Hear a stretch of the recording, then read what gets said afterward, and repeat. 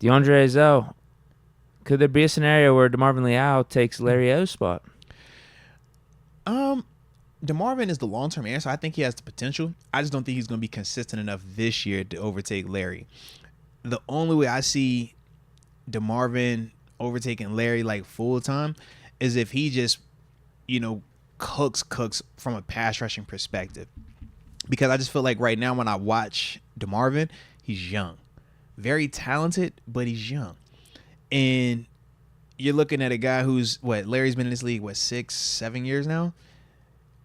Yeah. The consistency when you watch him play, even on his fundamentally not sound plays, because Larry got some plays where I'm watching, I'm like, bro, use your hands. But he understands what he's trying to do when he's not doing it either. Whereas with DeMarvin, I don't feel like he's to that stage just yet where it's a legitimate rhyme or reason of if it's consistent or if it's not consistent. I think he's just young and just playing. And that is real. When you first get in this league, man, you hope you catch it, going into that second year. But sometimes it won't be to that third year where you really feel like, all right, it's slowing down for real. And I actually understand it. So that's the only reason why I don't think DeMarvin overtakes Larry right this season.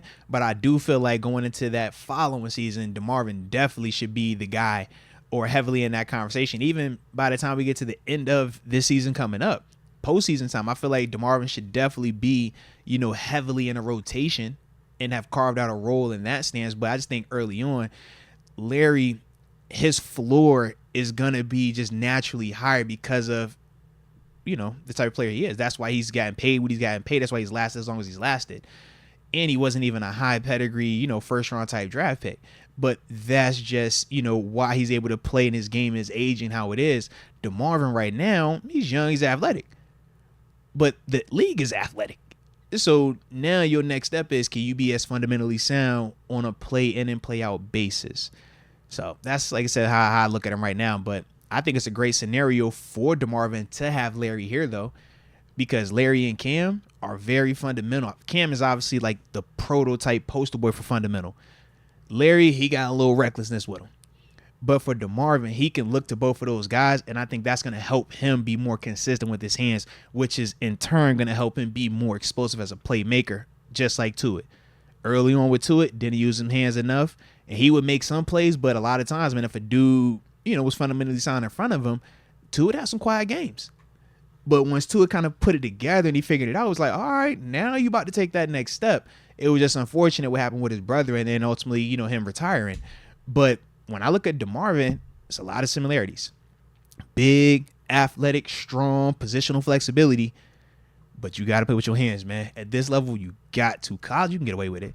It's bigger, stronger, faster. But here, it's like too equal. You know what I mean? So for him, he got to get just more consistent with them hands in that pad level. Once he does that, though, I think sky's the limit. I like what you said at the beginning. Probably long term. Mm-hmm. Like when Ogunjobi's contract runs out, you have Leal, and then I'd assume Keanu Benton. Like, is that going to be the future on our defensive line? Mm-hmm. Those two guys. Because Keanu was more in line with, like, your Cam, per se. Yeah, they would complement each other well, I think. Yeah. I say so. I could definitely roll, man. Yeah, definitely not this year. Yeah, we paid Ogunjobi a fair amount. Bro. Yeah, what? Because Ogunjobi's getting, I forgot his deal. Man, it's between 9 and 11 mil. mil. Yeah, I was about to say he was up there. Yeah, for 3 years.